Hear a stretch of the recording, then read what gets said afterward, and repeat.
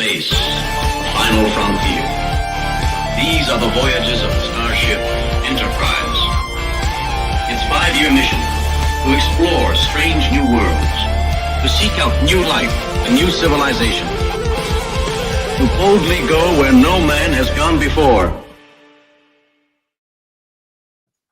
Greetings, salutations, and welcome to Retrek. I'm Captain Jim. With me, of course, is Admiral Elliot.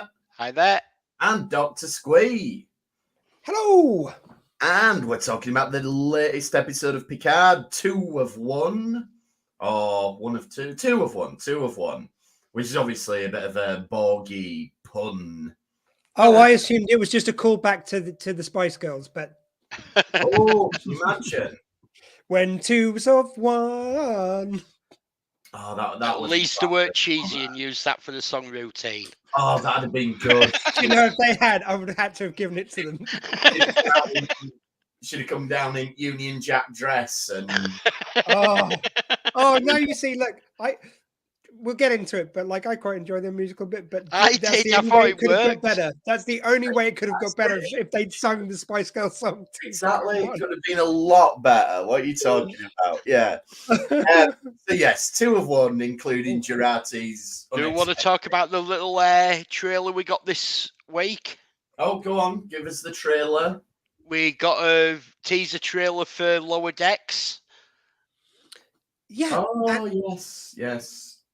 And it really was quite dramatic. You know, you still got the comedy edge to it, but wow. Yeah, it do we looks think like we're they getting can... Star Trek 3? Yeah. Well, it did Yeah, end on like quite a dramatic cliffhanger, didn't it? So I remember us talking about it at the time, and we were like, "Well, we didn't see that coming." But yeah, but this is just like a whole new level. It feels like, and I love it. Yeah, I think Lower Decks has earned. And did you notice that you could hear the Vulcan that we thought might join the crew? Oh, could you? Yeah. Oh, there I we didn't go. notice, but yeah. Did you see as well that the cast of Lower Decks went to, was it Mission Chicago, the convention? Oh, And wasn't that a nice little touch? Yeah, that was brilliant. Yeah, really. I just think that, you know, again, like they've earned their comedy chops. Most of the time I was with them, a few times, like, and it's probably just me being a old Fuddy Duddy fan, but like a few times I felt they sort of crossed the Star Trek line a bit.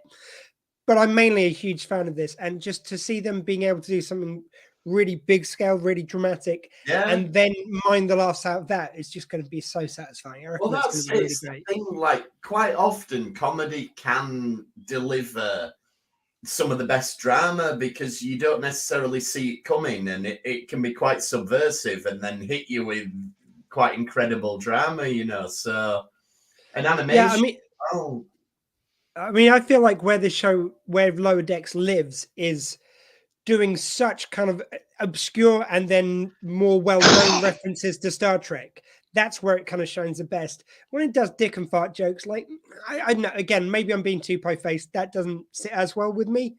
Sometimes it gets too kind of like sex-orientated, but again, I think that's more me having to live with it than anything else. I thought the Magato wanking his horn were funny. I thought it was fun. Again, funny doesn't mean it's right. Like if they do that in the Antiques Roadshow, yes, it would be funny, but does it belong there? Probably not.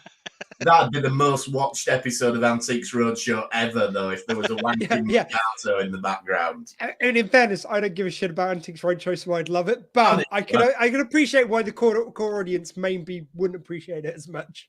Yeah. Dear points of view, there was a masturbating alien in the background. It was worse than when Terry Wogan wore those really tight trousers. Do you remember that? I don't actually, but I will Google it. Is it safe to Google? There was two kind of like points of view ones, which I particularly remember. One was when they had the Great British Bake Off on BBC One, and you had this really well-endowed, really big testicled squirrel in one of the shots. You know, when they showed outside the tent, and he showed this really big testicled squirrel. And the other one was, there was an episode of, I think it actually might have been Points of View or something else which Terry Wogan had done, and he wore the tightest of tight trousers, and people complained because you could basically just see everything. It was worse than the squirrel. Okay. Well, there you go. Anyone who's listening, fan of British TV, check it out. But anyway, back to American TV. 2 of 1, latest episode of Picard. Now, straight away, and I will caveat this by saying they didn't do it, so I'm letting it off. But people who listen to this show for a while know that I hate opening teasers that are a flash forward and then we get X amount of days, minutes, hours earlier. And usually it's just laziness.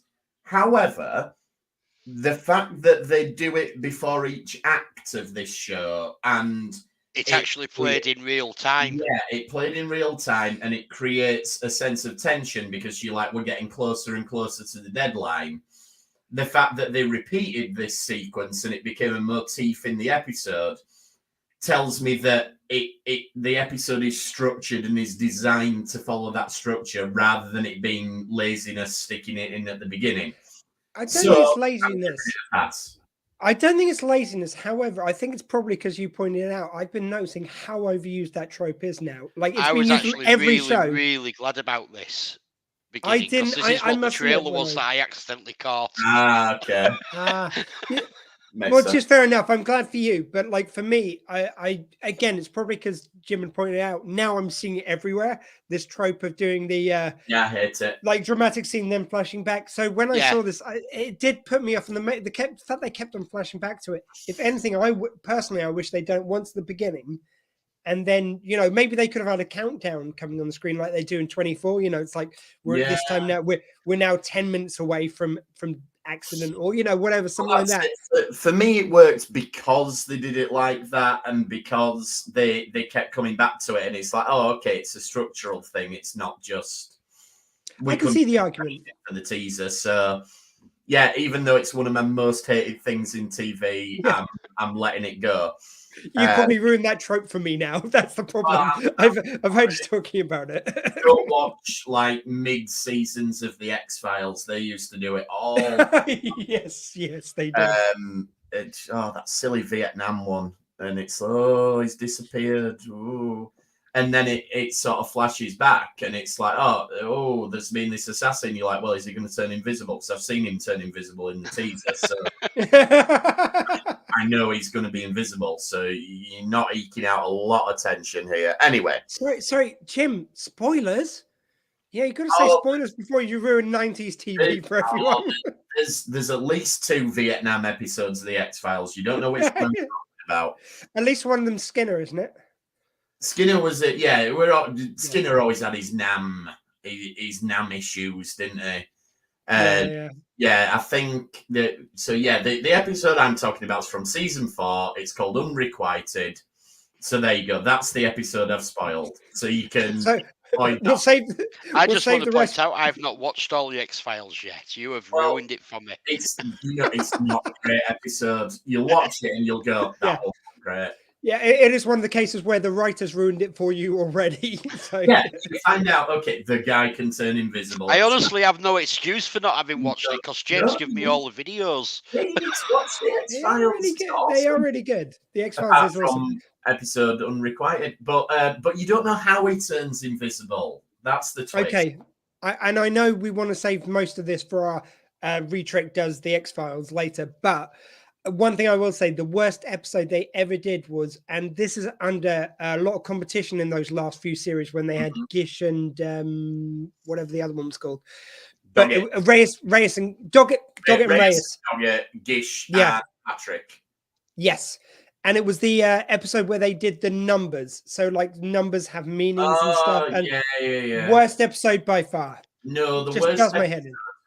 And I hate to say it, is the one that Gillian Anderson wrote and directed, and it is just painful to watch. It's like, you've always wondered about whether Scully had an affair with one of the lecturers back when she was in medical school. No, I've never wondered about that. I also loved in the last few series, they stopped trying to plot reasons for anything. It was just basically Reyes would have a guess at something going, could be a parallel universe, and it was a parallel universe. That was it. As soon as she guessed it, with no logical reason. Even in the glory days, that was what Mulder did, but it's just he sold it better. He was always like, it's a vampire, and then 20 minutes later, it turned out to be a vampire. But, Okay, fair enough. But he sold it well. I'll excuse that. Yeah, She did not. because he had all his books and stuff. And anyway, yes, we'll do Retrek Beyond does the X-Files at some point, because that would be awesome. Or if there's ever a gap in Star Trek again, that's yeah. We're There's going to have never to do a been Beyond gap in series. Star Trek ever. Yeah, there will never be again. So yeah, Picard's covered in blood, flashes to the past 38 minutes earlier, and as you say, I think it's not cool. The episode's 39 minutes. Yeah, but that includes credits and recaps. Yeah. And, Well, it's giving you that time with the credits are included. You meant to watch the credits, and the time works. so this is which is what they did Roughly. on 24. And yeah, we're back picking up exactly where we left off, and it's Jurati's all chained up. We know she's got the Borg Queen with her, and we find out like whatever the Borg Queen's done to her then has given her advanced strength, it appears, because she can break out of this thing, which it makes sense if she's got nano probes and Yeah, And- it's because and she's also- got the nanos inside her, but Mm. she needs the Queen to control them. Also, I think the Borg Queen might be working on behalf of the male viewers of the show, because in that very, very, shall we say, revealing dress, she had the boys. when she out. jumps up and down on the seat, I mean, it does seem like this was written for the men in the audience. I'm just saying. Well, they do draw attention to it, don't they? That she's making more of an impression this time than. She made Yeah, an impression like, on me in that scene. That's I've all I'm just gonna say. rewatched it for the third time this week. Oh, I'm mate, not you have, sure. yeah. And there's something I picked Yeah, up. just that scene. No, there's something I picked up that Like, like you get where you Yeah, get where it's the that for me Queen's been too. manipulating her, but Yes. you hear little bits all the way through. You're stressed, calm down. yeah, Oh, yeah, people Yes. are noticing you. Oh, Yeah. have a Yeah. drink, enjoy yeah. yourself. And It's very clever how it. 'Cause you don't realise the first time watching it what's happening. No, like I she says agree. all this nervous tension, and you need some endorphins, and yeah, Because I sort of love it when writers are clever enough that you're shouting on the screen. It's like, oh, why would the Borg Queen do that? Oh, that's ridiculous. Why would the Borg Queen want to do a musical number? And then they reveal why, and you're going, I love that. I love because they Yeah. make you feel like you're being superior than them, and then they prove that they yeah, knew what they were it doing. was really clever. I really enjoy that. Like they've done that on Doctor Who a few times, and it's just I love that kind of thing of like, oh yeah, you've that's such a plot hole. It's like no. Mm? And we get the classic. They often do it in things like 24 and Jason Bourne and things like that, where they scan the identity card and it doesn't go through, and then somebody's uploading at the same time, and it's run it again. Yeah, let's put it. And it's a cliche. Let's face it. It's very cliched, and you know that it's going to work in the end, just in the nick of time. Yeah. And it's always the. Like I do like how the Queen sort of goes to Jurati. Well done, but don't you think it'd have been a good idea to get him to take the cuffs off first? Yeah. Because I also feel like in this episode they really did do a lot of tropes. However, like I only object to tropes when that's all there is. If you're using a few tropes along the way, because we enjoy tropes, let's face it, they can be kind of fun. It can be fun for the ID swipe, you know exactly what's going to happen, but it's enjoyable as long as the rest of the plot is bigger than that. Yeah, It's when yeah. tropes are all they've got, then it becomes tiresome. But Yeah. that was not the case here. we talked about it last week, how this is essentially the setup and everything is like a heist movie, and that's what we're doing, is we're playing out those tropes of it, like the security guards are after them, they're scanning the key card. I mean, the most ridiculous thing about that is, well, why didn't they just not join the queue until she said she'd done it? You know, Yeah. that, but because it's not fun if they do that. And So, there's no tension in Wouldn't it? that. Sorry, Jim, they're joining the queue. yeah, oh, sorry, I will make it more American. They join the line. Join the line. We call lines queues. So there we go. And there, yeah, we get the next flash forward. So 26 minutes to go. And we get a nice, like, Picard having a chat with Talon and everything. Can we just address Pixuave? I'm going to Yeah, call it great. Pixuave. He looks Very so much. amazing. That man can wear a dinner jacket. He looks just stunning in this episode. They're all And nailing it. this episode. I mean, we've discussed Jurati in the dress, but I like Rios, how he's just like Mr. Cool this episode. But I also kind of love the fact that because Picard's, I think they've gone for the suave route with him, as you say, with Rios, they've done. He's like, yeah, just the cool dude. He thinks But he's it's like the writing, but the writing kind of works for each of them. So like when Picard's doing it, and she just a couple of lines he does to whatever character, the Gary Seven kind of mashup, Talon. When he's talking to Talon, I love the way he's going. Like he says like, maybe you're not ready to let go, and he just delivered those lines just so smoothly. Mind you, she gets one over on him when they're talking about Laris, and she goes, "Who is Laris?" And he goes, "Oh, no one important." Ah, thank you. Now I know what you look like when you lie. Yeah, and the chemistry between those two is so good, and it's like, again, it's just everything is perfectly put for Patrick Stewart to just knock out of the park, and you can see why he is considered, in the sexiest of men at his age, is because he can just fucking deliver like that. Oh, even I fancied him a little bit in this, and I'm not into men. No, he's very good, is Sir Patrick Stewart. It's as I say, everyone sort of feels like they're in their element a little bit. Like I say with Rios, and he gets a real cigar, and he's just really chuffed about it. Yeah, and have you seen this? How much is coming about? The great thing is he walks around with his cigar in his hand. It's like, you're not allowed to light that inside. So it's just purely an affectation. Well, I was off to say, there's this one again that he never lights it. And I said that, like, when he was on the Stargazer with the whatever type of cigar that is, because it's obviously not a real cigar. But he never lit that. They're not allowed to show smoking. Yeah. So because it'll alter the rating. But also, like, in practical terms, you would not be allowed to smoke inside at this sort of gala thing anyway. So he'd have to go outside anyway with his cigar if he wanted. I liked how he was grabbing bits of food and all that, and he was excited. And I was thinking, yeah, but they eat quite well. And then but it's all replicated, most of the things that they eat.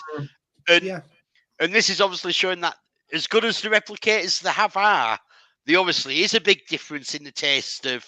I mean, there is actually some canonical stuff for this, because when they went back in Time's Arrow, you had Mark Twain talking about holographic cigars or drink or whatever it was, and he was talking about how it doesn't taste quite right. And then it was Troy who had to sell him on the fact that, well, yeah, but look at what we've done this feature, and he had to admit it's worth the sacrifice. Yeah. So we know that replicators aren't quite dead on. They do a good job, but they're not exactly the same as the real thing. So I kind of love that it kind of ties into that, thing that we've already established.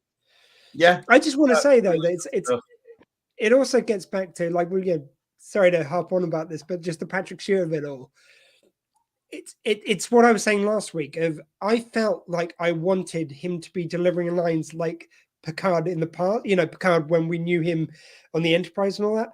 But what they've really shown me this series is if you write the lines correctly and he delivers it in his voice now, which has aged as anyone's does, you feel the Picard. You feel like, even though he's grown and he can now talk about emotions in a way that younger Picard couldn't, you just know it's the same character. It's so well done for that. Yeah. And I just want to applaud them for that writing.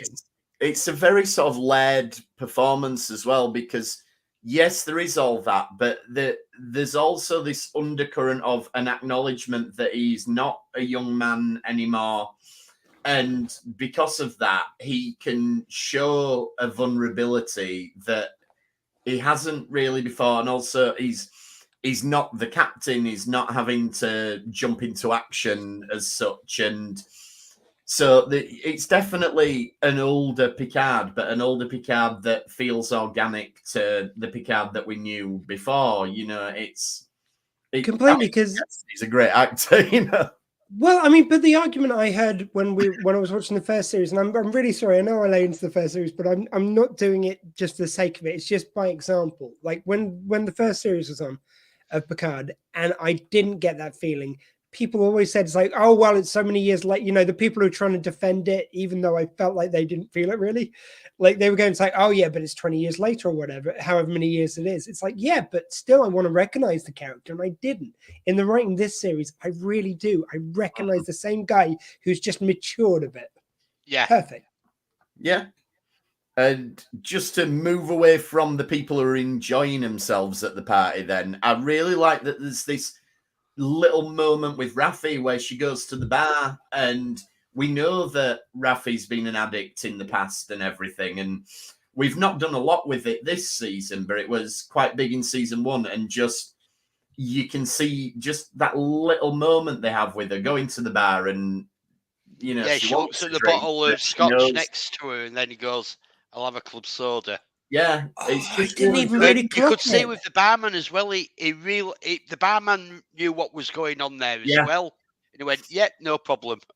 Yeah. Oh, I want to rewatch that scene. I missed it. He had that look of acknowledgement. I know that you. I could see what you're looking and what you've ordered. I know your problem, and I know what you're doing. Well done. And it's really well done. Just a nice little scene that doesn't take hardly any time at all, but is just a little character beat.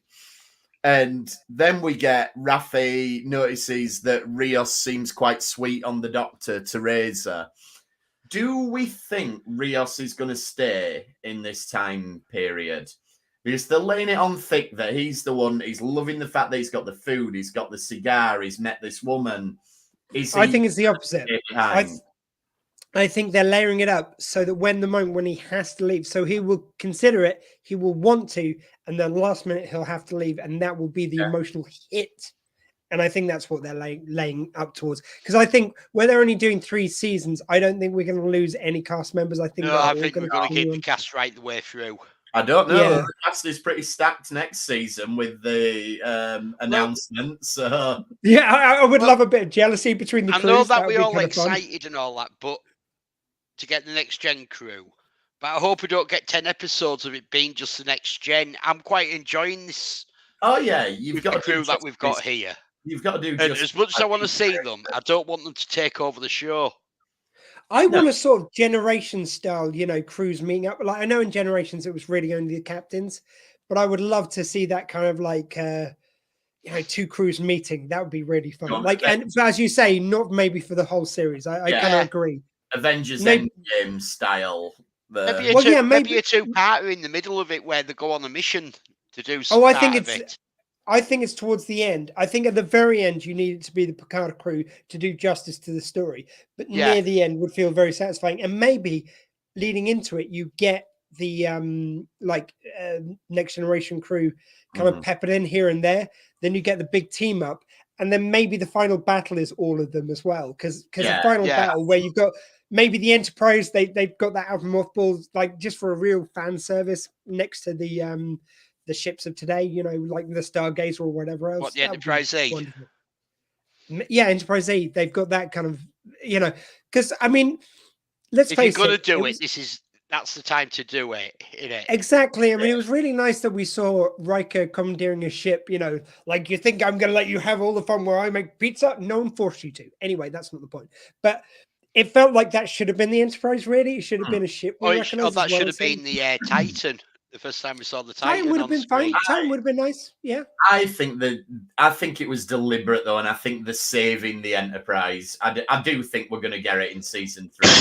But to Elliot's point, if you made it the Titan, that would have gone around it very nicely. That's the ship he had previously. But then people would have gone, "Oh, it's a bit unbelievable that he manages to get his ship." Well, okay, if we're going to talk about unbelievable, why does he suddenly? That admirals have the pick of the ships, and it's true. To be fair, the Titan is Riker's first command. That'd be his ship.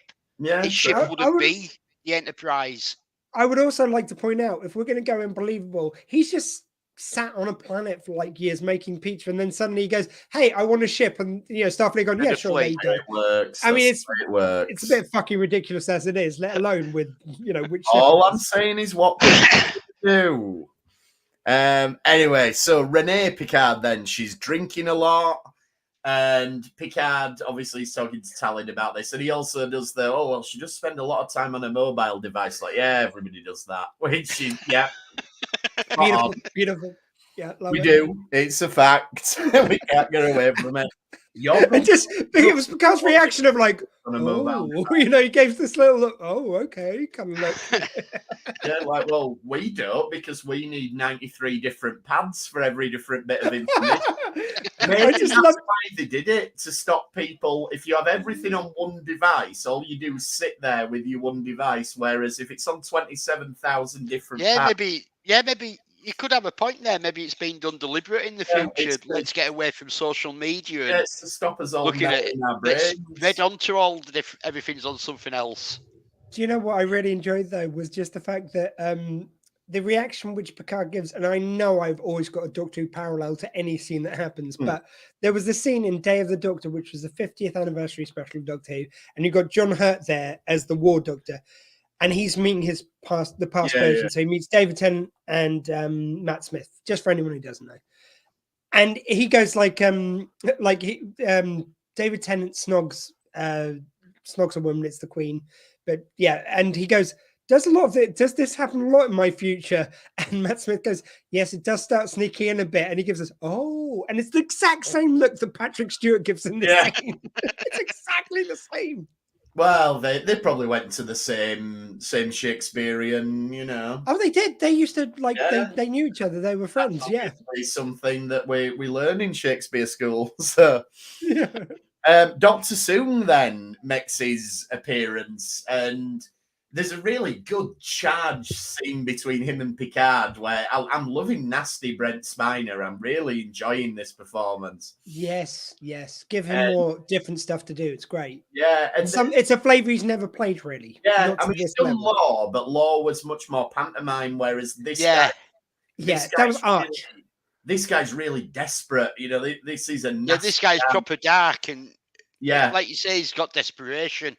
Yeah, it's not necessarily evil. He's just doing dark things because he's desperate. Yeah, but this is a great performance, and it's one of them like, wow, you need to get Brent Spiner in more stuff as villains. This is really good stuff. Because let's face it, 80s/90s bad guy was kind of a bit more Shakespearean of that big over the or sort of the. Like in BBC dramas, when they were doing Shakespeare in the 80s, it was always these very big, oh, I am a bad guy. And it was very kind of like that. And I think he was just playing the style of the time. Now to get him actually playing evil. Who played the sheriff? Alan Rickman. Alan Rickman. Oh, God, such a great performance. Now, that's the best over-the-top villain ever. Oh, he ruined it's that. It's wonderful. Yeah. It's wonderful, but so of its time. You couldn't do that now. You couldn't and shouldn't do it now, but when I watch that, I love it to hell. Well, and I love Brent Spiner as Lord, but it's just not this. Yeah. This is really the sheriff is brilliant. If you go back to Die Hard, there's a moment in Die Hard with Hans Gruber where Holly calls him a thief. She says, "You're just a petty thief." And he says, "I'm an exceptional thief. And since I'm moving up to kidnapping, I suggest you be more polite." And he took that moment of Hans Gruber and dialed it up to 11 and did a whole film of it. That you can see that line from that little bit of Hans to where he went with the sheriff, and it's great. Yeah. But soon he's on the board, and I presume this is going to play into further episodes, because if he's on the board, is he going to try and get Renee removed from the mission for some reason? You know, so I'm assuming. I know he uses it here to get Picard chucked out, but I'm assuming this is a seed that he's gonna be more problematic to them. He isn't finished here. No. Yeah. Now, when the lights go out, Picard goes, "Okay, now we can go." It's like the lights have only dimmed slightly. Like if these security guards, I think it's Hollywood. Lights have gone out. I think the lights have completely gone black we can see around Picard and his team, so they can't see him anymore. But there's lights for Jurati coming down the stairs. Yeah. And it's all still lit up perfectly fine where Renee is. Yeah, the way It's it looks selective. It's a selective blackout. Yeah, because Yeah. the way Picard does it, like, whoa, now we've got cover of darkness. You're like, not really. I mean, come on. It's the lighting equivalent of a stage whisper. Hey, you over there. As long as you do that with your hand, you're good. You know. Yeah, I think that's what we've got to accept for this. But it tickled me in the moment because it's Yeah. like, come on, let's go. It's like they can still see you. Do you think they know what they're doing there, though? I think they know they're playing on. Again, it's that thing of the tropes of a thing. It's like, so when they dim lights on TV, you can always see what they're doing, but in the reality of the show, you know they can't. Yeah. And also heightened reality then. Jurati appears at the top of the thing, starts singing, and they're right, she has got a hell of a singing voice. Somehow the band knows to accompany her. Well, she's singing Pat Benatar, and Pat Benatar's a lot bigger in the States than she's over here, and musicians would be aware of her music. I'm sure they would be, but the musician, like... Plus, I think at an event like this, you'd have a pretty good band, and I think they'd just be able to start jamming anyway along to something. If you walk into most places singing, you're probably going to get chucked out rather than the band starts playing along with you. Yeah, but it's because she came down from the top of the stairs as if it was meant to be. Yeah, so they're like, oh, it must be part of the show, right? I just love that. I mean, the way they... me. I'm happy. You know, I just think it's a bit daft. The way they fit it in, though, both the before that they needed distraction, afterwards that they use that as a reason why the Borg Queen takes over her. Mm-hmm. It was so well grounded into the episode, and then just the fact that it's a lovely song, beautifully performed. You know, that doesn't hurt at all. Her in that dress again. Sorry, but you know, I noticed. It's all so perfect. And then when they do the bow, and then she gets up, and you see the Borg next to her. Brilliant. So well placed and done. That's why I love this. It was so good. I'm totally happy with it, but I can see the silly sides. But you know what? I mean, there's so many things you could have done wrong to make this look cheesy. It was such a minefield they went through for this to work. I just want to give them the proper credit that it would be so easy for this to be cheesy. No, it works for me and I enjoyed it, but I can see the daft elements to it, but I don't think it's worth getting bent out of shape about when it's this much fun. But yeah, this is the fun episode as well. Again, you're playing with tropes, you're having a bit of fun with it, but also continuing to drive the plot forward in a really good way. It's the best of both worlds, if you'll pardon me, Borg pun. And it's like I said, this is where the Borg Queen turns around and goes, well done. I needed them endorphins. Yeah. That's been my plan all along.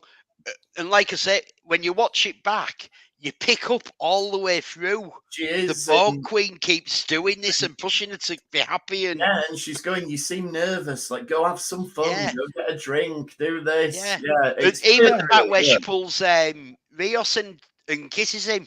That's part of it as well. Trying to give her a bit of a rush, but obviously Rios just don't do it for her in the same way anymore. So bit of a shame, but there you go. Picard, again, maybe there's a deleted scene or something, but under the cover of darkness, not only has Picard escaped, but he's managed to get an earpiece and a name tag as a security guard. Maybe there's a deleted scene. I think there's maybe a slight deleted scene here where either Raffi or Seven have taken out a guard and got... Yeah. You know what, though? Put the scene back in. This episode's only 37 minutes long. Yeah. I mean, maybe it's also the... again, sorry, I'm going to forget the... Laris's name. Yeah. Talon. Maybe she kind of like... Because she seems to be able to fabricate stuff and make stuff. Maybe. I mean, there's lots. Again, it's one of them where you can fill in the blanks yourself. You can go, okay, he's got this stuff from somewhere. We don't need a scene saying this is where Picard got this stuff. The scene I would have added in here is when you just told me 3 seconds ago. What is my memory like? Sorry, Talon, when she hacks into the device to see what she's doing on her phone, and she sees Q's like giving her advice. I would have liked a little Q moment there. That, like, you know, there is so little to to disagree with in Picard this season. I have to pick up where I don't like it because it's just there's so few If and he far sent her between. a little video, just It would have been nice if she was on the phone and talking to him, and you had his voice he at was least. doing his silly voice. No, I don't see Yeah. go on the mission. No. Wouldn't that have been a nice little moment? Because I feel like the only thing I have felt like Well, not that I'm it not that I did don't. say that it's only in 6 episodes and he's been in 5. Well, that's my feeling. It's like I do want a little bit more Q. I think now I'm ready for a Q-centric episode. Because okay, the guest appearances have worked so far, but you do need one meaty Q episode for this really to. And this is the point that Renee should have realised. If the silly accent didn't do it for her anyway, that this is not a real psychologist because they charge by the hour. If he was answering your texts, that would be like $1,000 a text or so. And presumably NASA or whoever it is are paying for it. But and also, this guy is billing you for each text that's going through if he's a real psychologist. It's probably Elon's mission, not NASA. Yeah, he can afford it then. And I love the fact that like Q's mentioning Beck's like, nah, don't go. What's he saying over text message? Q would totally, he'd be in his element here. So I reckon Q would be on like all the dating sites and he'd just be catfishing people. That's exactly the sort of thing Q would do. So he'd probably love the early 21st century. And then we do get, I think we talked about saying we were expecting this last week. Picard does give Renee a pep talk, which I think's really good. And like I said last week, it's a proper Picard pep talk as well. Yeah. Because he makes her feel good about herself, which is quite a skill. It's not empty words that he's saying to her just to cheer her up. He takes her and builds her back up, and he does it in a very short amount of time, which is, brilliant.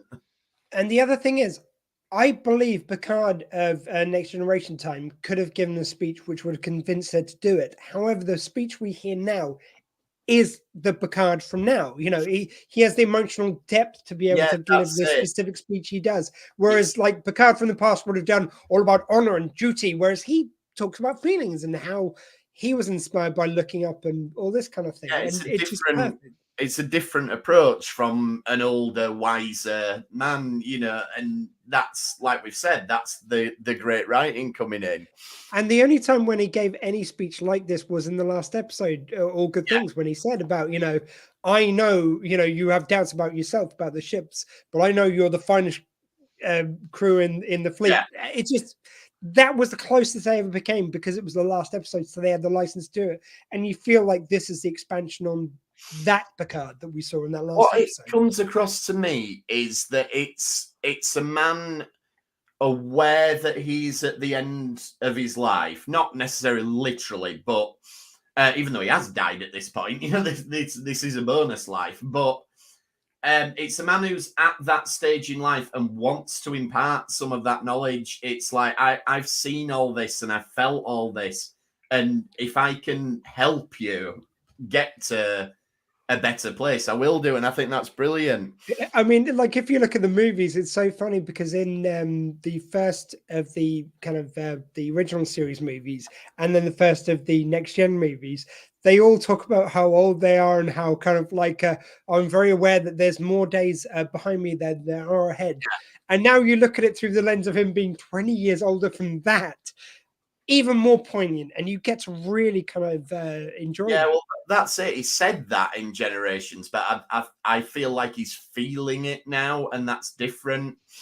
But then Dr. Soong, the bastard, runs him over.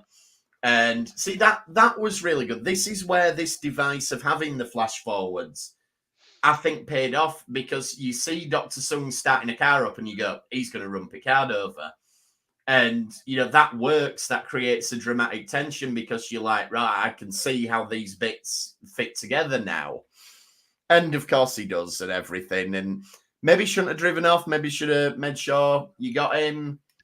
Or even though it wasn't him you were aiming for, it was her. So it didn't do so well, Dr. Soong, actually. But there we go. Yeah, and they do play on the fact that even though he's doing these things and he's knowingly doing it, you do get the feeling it doesn't sit 100% right with him, which is good. You get that emotional kind of like complexity. Yeah, he's like, I have to do it. He's a bad guy and he's very dark, but he's doing it for reasons out of desperation. He isn't actually an evil character. No, he's more a desperate guy than an evil guy, I think. Actually. Yeah. And I like the way, obviously, we find our way back to Teresa, but I do like how it's logically built up to that, because it's like, we can't take him to a hospital because he hasn't got ID that they will check you for at a hospital. We could take him to the med bay, but we need an actual doctor to diagnose him. So we've got to go back to Teresa. So, yeah, well done. And by the way, let me just be the SJA, the social justice warrior of the group here. But I'll throw myself in that particular grenade. But I love the fact that she calls Rhea Summit, saying it's like, basically words to the effect of, cheers for bringing your old white guy just because you're in a bit of trouble when I'm trying to really help people who don't have access to medicine. Yeah. I love that. I do. It really highlights a problem in a really clever way. Trying to look after a kid, but notably, she does do it. So she's a good person, Exactly. But I do like the little exchange beforehand. Has he had any procedures? And Seven goes, he's had some transplants. Which ones? And then Rafi's there, all of them. All of them. And, I still like, can I just do a callback to Jim's theory that he had everything else transplant? I'm pretty sure it was you, James. It might have been you, Elliot, but he had all of his organs transplanted. Maybe they just put a real heart in place of the transplanted one. No, I think we get the proof here that they didn't, that he's still got an artificial heart. But like we've said, is it a synthetic normal heart, or is it a synthetic artificial heart? I think it's a synthetic artificial heart. Yeah, because it just copied what was already in his body. So it's which I love. It's just because when she puts the paddles on him, it blows the machine up. Yeah, it kind of feels like what Picard said about where they go. It's like, I gave you we made you exactly how you were before, exactly the same age. It's like, well, you could have taken a few years off. Like, it's the same thing. It's like, well, you could have given me a real heart while you're at it. Come on, if we're gonna do it, let's. It felt like that to me ever. Like, if I get golemed and come out with this artificial, I want to look like The Rock when I come out of it. Like, I just love the look on his face when he, like, again, actually, let's give credit to one season one moment that I really love. It's just when he gives this moment, goes, you could have taken a few years off. He looked almost so kind of like sad. It's like, I wouldn't have minded if you were going to do it. I'll do 5 seasons if you'd taken a few years off. But, yeah. And then Soong goes back home, feeling sorry for himself. And, I mean, arguably the dialogue's a little bit clunky here, because we need enough to plant these seeds that Corey starts to think, oh, hang on, there's something amiss. But I think he lays it on a bit thick with, you're my life's work. You're my life's work. He says it about 4 times in this little scene to make her go, oh, that's a weird way to describe your daughter.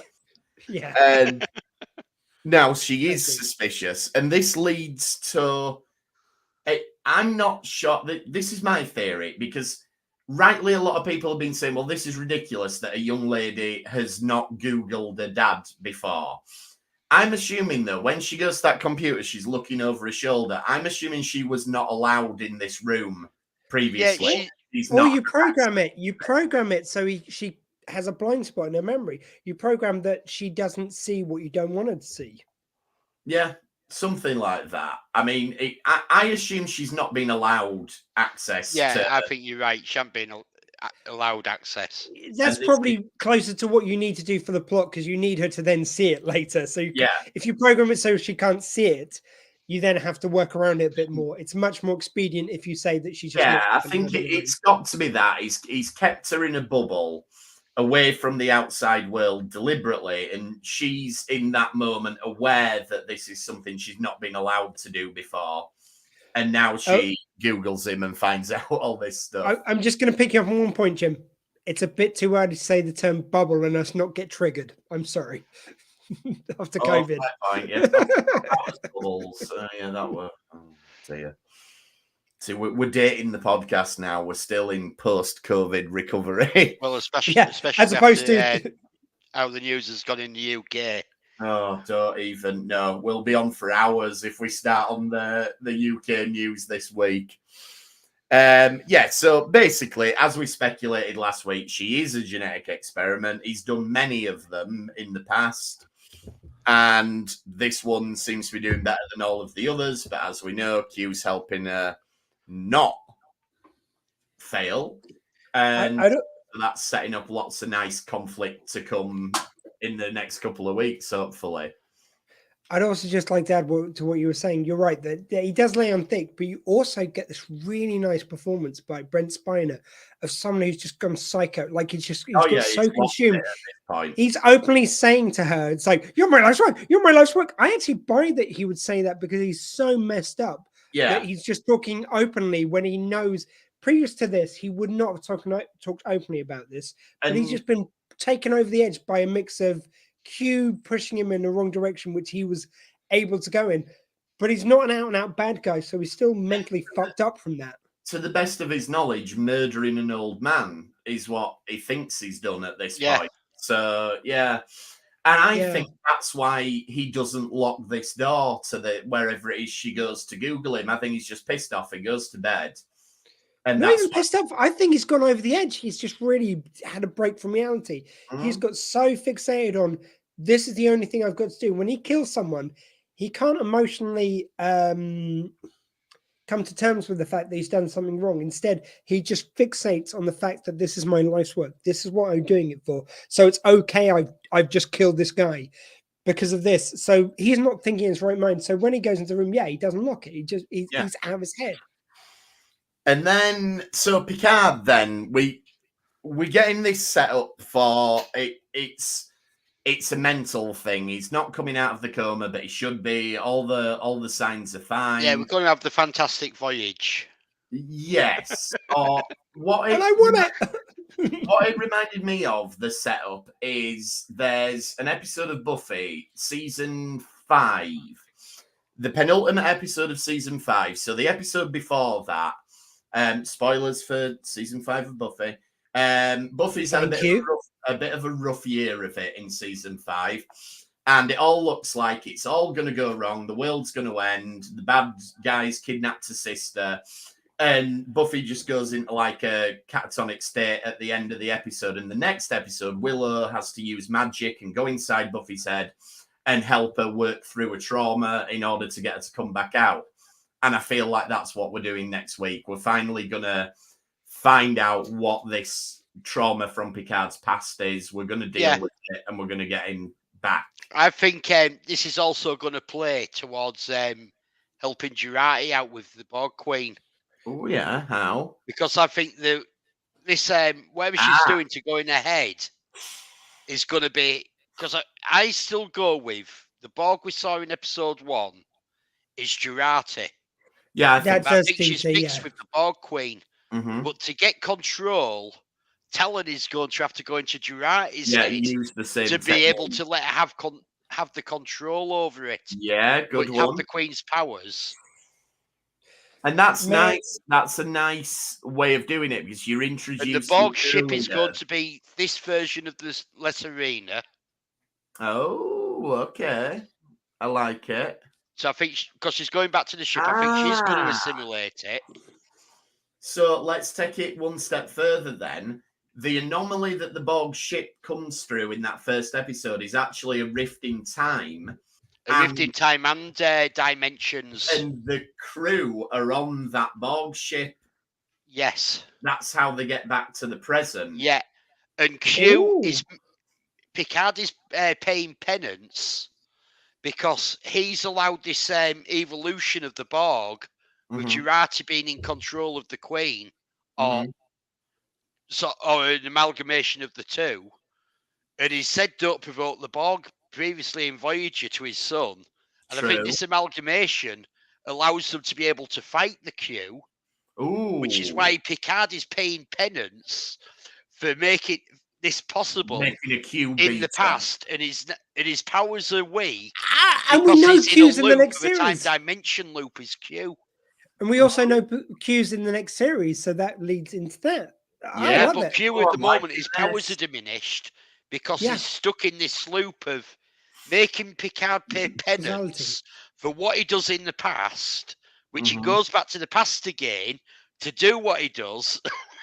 And Q's got himself in a cause and effect loop. Can I say, first of all, sorry, Elliot, genius. Fucking genius. But I've got to call Jim on something. You know, you were saying about the Buffy plotline. I like it. But I've got another pitch, another 90s TV show where they had an episode where they had to go into the mind of someone else to try and make sure that everything was okay. I give you Red Dwarf, Gunmen of the Apocalypse. Oh. Now, if we get a Western, they go into Crichton's head. Yeah, if we get a Western episode next week, that would totally surprise me. I'm expecting an episode of Buffy. If we get an episode of Red Dwarf, I'm even more down for that. So I would love it if it was so stylistic, because the one good thing another great thing they've done is every episode seems stylistic to something. So one seems stylistic to sorry, not the Undiscovered Country, the Voyage Home. One seems stylistic to, like, you know, a heist kind of thing in a dinner party. They've done these iconic moments in this. Yeah. Why not have something which, like, you know, when they're in someone's mind, like when they visited the Q continuum in Voyager, there was always a metaphor for if the we're Q going to do continuum. it, let's do it better, though. No. I'm just saying, though that one was a Dust Bowl Dirt Town. The other one was the Civil War. The Civil War one was awful. It was, but I like the idea behind it. So if in this one they did, a Western or a war or something else. Yeah, metaphor would be really nice. I think it's going to be Chateau Picard in the past. I think it's going to be Picard's childhood, and that's where they're going to be. Yeah, that would be tight. Wandering around, and I think we're going to find out all that stuff. Yeah, that would be a really tight way of doing it, because you get to forward the plot, you get to answer the plot line they've opened up with Chateau Picard and his past, his childhood, and maybe have Picard be uncomfortable, but knowing he's got to go through it, like we were saying about Reyes. Like something's going on behind the door, and it's going to be, why won't you open the door, Jean-Luc? And, you know, eventually it'll be, I'll open it and we'll see what happened to my mum. And then you echo that later when Reyes has to decide to leave the past, even though he seems so tied to it, and he's going to make the decision to let go in the same way Picard would have done earlier, by making that decision to open the door. Oh, this is sweet. I like. See what good writers we are. If you give us just over half a season, we can come up with the end of it. We couldn't have done although Elliot, I'm sticking with my theory at the moment. I think you're right. I'm just going with what's going to happen next week. So I think it's Mind Palace, Chateau Picard, and I am heavily leaning towards your theory that the Borg ship we saw is La Sirena assimilated, and that is how they get back to the present, and they're on that ship. And me and you, Jim, we needed half a series. I'm just going to take my hat off right now to Elliot. He had this theory right from the early doors. That's true. Yep, absolutely. And then obviously we get that tease right at the end of Jurati walking into Jurati / the Borg Queen. Yeah, I think she's off to do a little bit of assimilating and have a bit of a Borg army. Yeah, that'd be cool. And yeah, so I think what we'll do next week, I say we, as if I'm somehow involved with the production of Picard, but I think we will get the Picard Mind Palace, but I don't think you can do that level of surreal and shit for a whole episode. So I think B plot is going to be whatever Jurati's up to. Yeah. And maybe the rest of the crew realize she's gone, go after her. So I think they're the two strands we're going to follow next week. But with how surprising and brilliant this season has been, it could be something absolutely different next week. So yeah, we've still got. I've still not worked out how we have to bring Elnor back. Well, they did say if we fix the timeline, does that mean Elnor's alive? So they've planted a seed that can happen. Like I think when we get the episode 1 again, they've got to do it slightly differently. Yeah, I think they have. Can I also add they've got to go into it sort of knowing, right, this happened last time, so we need to approach it differently. You can't just beam over as the Queen, because then we'll do that and that. I'd also add to that, Laird, that I think that I don't think they've purposely written him out of the series. I think that guy had some other filming commitment, but they didn't want to exclude him from future series. But it gave them this great opportunity to pepper him in, have a good reason why he's out of it, have that emotional heft of why they're doing it. So I think they played the ball as it lay. That's just a guess, but I reckon he had some. It has also been shot during COVID in his Australian or New Zealand. That's a very good. So he could have been stuck literally in a country. Yeah, that's. They did the right thing by him. Yeah, and Australia and New Zealand had it sussed out, so they probably didn't want someone coming to America to bring it back to them. Yeah. So. And can you imagine? There's so many series who have just gone, "Oh, you're not available. Okay, you're not in this anymore. You just die." One of the so most shocking was the Netflix series Glow about the lady wrestlers, which was a pretty decent show. And I liked it. They started filming the next season, filmed one episode, shut down for COVID, and went, "Oh, you know what? You cancelled." And I didn't know that. Did they film an episode? They filmed an episode, and then the lockdowns hit, and then they went, "You know what? We can't be bothered. We'll just cancel it how it is." Which I didn't even know that. Yeah, I know shows get cancelled, and that happens, but not usually just because you can't be bothered resuming production after. Crazy. Because I think, just to add to that, I know that their viewing figures were on the bubble. Like Netflix never revealed their figures. What the bubble is for Netflix, but yeah. Well, but it was kind of revealed that they would never. Cowboy Bebop with 78 million viewers. Yeah, there doesn't seem to be a lot of rhyme and reason to it. It's all to do. It's not to do with viewers. It's to do with what they think, what their algorithm tells them will encourage you to subscribe for. Yeah, Cowboy and Bebop, apparently with that one, because there was a lot of fan backlash because they loved the original and it wasn't, it was either too much the same, it was just shot for shot, or stuff they invented people weren't a fan of. So I think that was based on predicted Series 2 viewers. It's one of them that they've gone, they've watched it for season 1, but if they're not going to renew the subscription for season 2, it's not worth. Anyway, there you go. The Netflix, very weird policies, and they will never tell us what the viewing figures are and everything, so we just do not know. But what we do know is Picard's going to be back next week, which will be episode 7. Episode 7. So more to go. Flying by. And we'll be back to talk about it as well. So if you want to get in touch in the meantime, check us out on Facebook, search for Retrek. You can tweet us at RetrekPod. You can email us retrekpod@gmail.com. These videos of these live episodes are available on YouTube. Elliot's got Retrek Model Studios on there where he's building all sorts of things. Yes. And Dr. Squee, you've got the Dr. Squee show. Yeah, I took a week off this week because I've been, had viewings for the housemates at my house. I'm trying to cobble together something for next week, so we'll see if we're back on. But usually it's on every Tuesday, 6 to 8. But to be honest with you, I'm now going into the Easter weekend, so it's if I can book a guest. Yeah, Easter weekend's coming. And thanks for trekking with us this time, and we'll see you next time on the Retrek. Thank you. Bye-bye.